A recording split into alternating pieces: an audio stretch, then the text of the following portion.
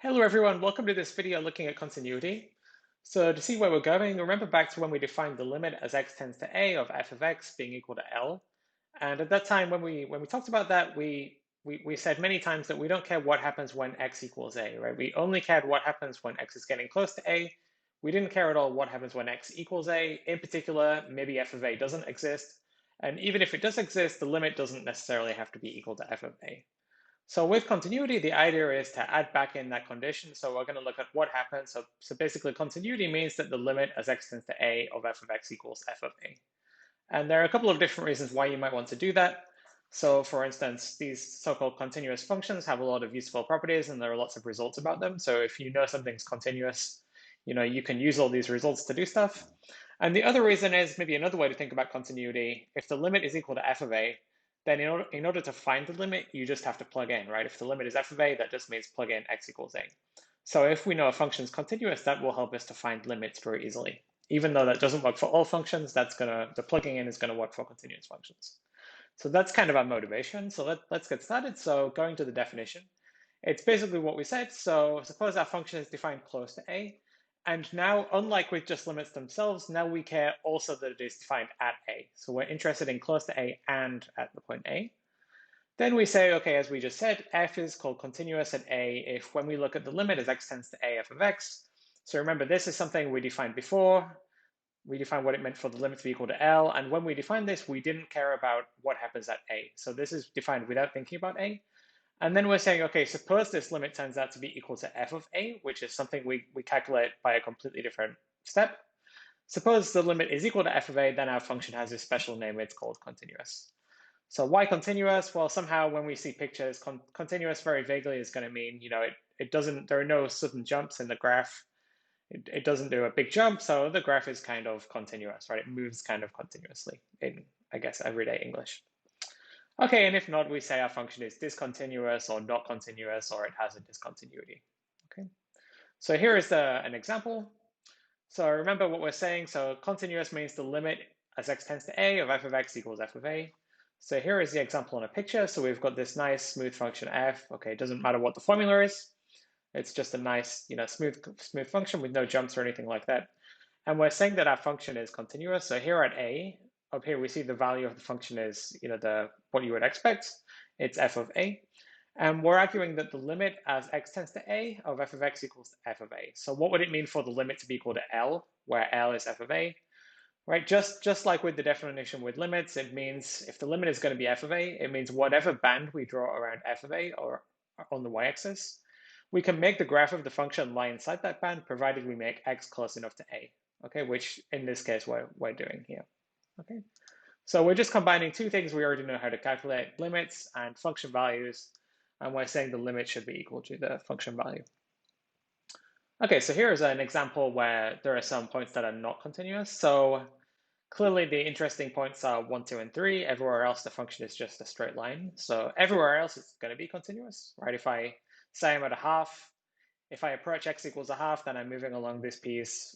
The value stays the same, so it's going to be continuous. So let's look at what happens at 1 and 2 and 3. So at 1, there is a hollow circle, but there is no filled circle. So here the function value is not defined at 1. So in particular, it can't be continuous at 1 because we demand that the function should be defined at the point of continuity, or where we're trying to check continuity. Okay, if we look at 2, then the left limit as we approach 2 is along the bottom line. The right limit is along the top line. So the left and the right limits are going to give different values. So there are two different one-sided limits, so that in particular, the two-sided limit cannot exist. So there is no limit at all. So the function can't be continuous. Continuous means the limit exists and is equal to the function value. Okay, and lastly, if we go to 3, so there's a hollow circle here, so the actual value at 3 is up here, but as we're approaching, it's on this middle line. In this case, the limit exists, right? The two-sided limit as x tends to 3. Remember, we don't care at all what happens at 3. We just care as we approach 3. It's going to be this value along the line. But then if we actually calculate f of 3, it's going to be this point way up high. And obviously, the limit down here and the value way up high are different. So here, the limit exists, but it's not equal to the function value. So the function is not continuous. Okay, so as we just said, f is not continuous at 1 and 2 and 3 for different reasons for each case, but it is continuous everywhere else. Okay. So let's look at a couple more examples where we have discontinuity and try to categorize them a little bit. So one type of discontinuity, where continuity fails, is called removable discontinuities. So if the limit exists, but it's not equal to the function value, then this type of discontinuity is called removable. Okay, so why is removable a reasonable word to use? So let's see an example. So suppose we have f of x is x squared minus 1 divided by x minus 1. Okay, so it's a rational function, but notice x equals 1 is not in the domain. So let's suppose we're trying to take the limit as x tends to 1 and see what we get. Well, okay, it's a rational function, but we're not allowed to plug in because it's not defined at 1, right? 1 is not in the domain. We said for rational functions, we can plug in to find the limit, provided the limit point is in the domain, but we can't do that here. So we go back and use the tools that we've talked about before. We factorize the top and we cancel factors where we can. And we're left with just x plus 1, provided x is not equal to 1. So remember, we insisted x is not equal to 1 for examples like this because, for instance, the expression on the left is not defined at 1. It will be 0 over 0, which doesn't make sense. Whereas x plus 1 is nicely defined at 1 and equals 2. Okay, so they're not equal, but they are equal except for at one point. And okay, we just like before, we can use this argument to find the limit. The function tends to 2 as x tends to 1, right? Because if we are looking at the limit, we don't care about what happens at 1, only as x approaches 1. So we can use the formula x plus 1, so it tends to 2. Okay, so the limit exists nicely, and the limit is 2. But the function value is not defined at 1. Okay, so the function is not continuous because the function value is not defined. So basically what I said. Okay, so why removable? Well, let's suppose we define this new function g, and g of x is the same function as we had before for x not equal to 1, except now we give a different definition for x equals 1. We say that g of 1 equals 2.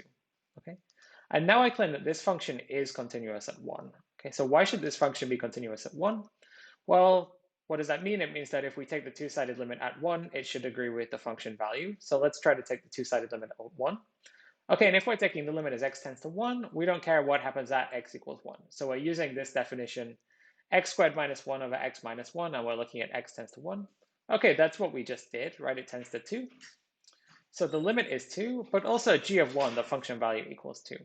Okay, so we know that the limit of the function is equal to the function value. That means this function is continuous.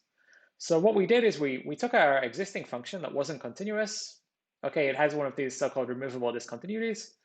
And we just redefined it at one point, and that made it continuous. Okay, so removable discontinuities, you can change your function at one point, either define it at one point or change the value at one point, and that would make it continuous. So that's why removable is a reasonable name. Okay, so here is another type of discontinuity. So if at least one of the one-sided limits at a is plus or minus infinity, then this is called an infinite discontinuity. Okay, and here the name makes sense, right? If a one-sided limit at a is plus or minus infinity, that means the values of the function are going to infinity, or the values of the function are going to minus infinity. In particular, the limit doesn't exist as a finite number, so it definitely can't be equal to f of a. And okay, the values are getting large, so infinite is a reasonable word to use. So here's an example. F of x is 1 over x squared if x is non-zero, and f of 0 is 0. If we try to take a one-sided limit or even a two-sided limit, we get plus infinity. Obviously, that's not equal to f of 0, which was 0. So this is not continuous. And okay, the limit is infinity, so this is called an infinite discontinuity. Okay, so here's another example of a type of discontinuity. So let's suppose that both of the one-sided limits exist, but they are not equal. Then this is called a jump discontinuity. And again, the name makes sense, right? Because if we look at the limit from the right, that means, okay, what value is the function approaching from the right? If we look at from the left, what value are we approaching from the left? If the limits are not the same, then intuitively the function has a kind of jump at a. So jump discontinuity makes sense. So here's a more interesting example with a jump discontinuity. So f of x is this weird function. I put double brackets here, x. It's the greatest integer less than or equal to x. So for instance, if we're in 0, 1, the greatest integer less than that is going to be 0. When we get to 1, the greatest integer less than or equal to 1 is 1 itself. Okay, and then between 1.1 and 2, for instance, say we had 1.4, greatest integer less than or equal to 1.4 would be 1, and so on. So the function has this kind of graph. Paying attention to on the negative side, right, if x was minus 0.5, the greatest integer less than or equal to negative 0.5 will be negative 1. So it will be down here. So here is the graph. And then we see that at each of the integer points, the left limit exists and the right limit exists, but the function value changes over at the integer points. So the left and right limits are different. So at every integer point, every whole number point, there is a jump discontinuity. Okay, but it's continuous elsewhere, right? Elsewhere, the values are not changing, so everything is nice. So these are jump discontinuities. And as we just saw in the picture, maybe something to be interested in is continuity from the left and right. So continuity from the left and right just means we take the same definition as before, except we replace the two-sided limit with a one-sided limit. For instance, here, f is continuous from the right if the limit from the right of f of x equals f of a, or continuous from the left if the limit from the left of f of x equals f of a. Okay, for example, the integer pad function that we just saw is continuous from the right, but not continuous from the left at any integer, right? If we go back to the picture, if we pick a whole number, say we pick 3, if we zoom in from the right, then always the values as we approach 3 are just 3. So in particular, they're approaching 3. F of 3 was equal to 3. So the limit from the right is equal to the function value. But if we try to take the limit from the left, then left of 3, so we're doing 2.8, 2.9, 2.99, always the greatest integer less than or equal to those values is 2. So always the function values are going to be 2 as we approach from the left. The limit from the left is going to be 2, which is not the function value of 3. So at the integer points, this is continuous from the right, but not continuous from the left. Okay, everyone, so that's it. So let's just summarize what we talked about. So the main idea was continuity, and it was just basically taking two things that we know and putting them together. So a function is continuous at a if when we calculate the two-sided limit at a, that is equal to the function value f of a. Okay, thanks everyone. See you next time.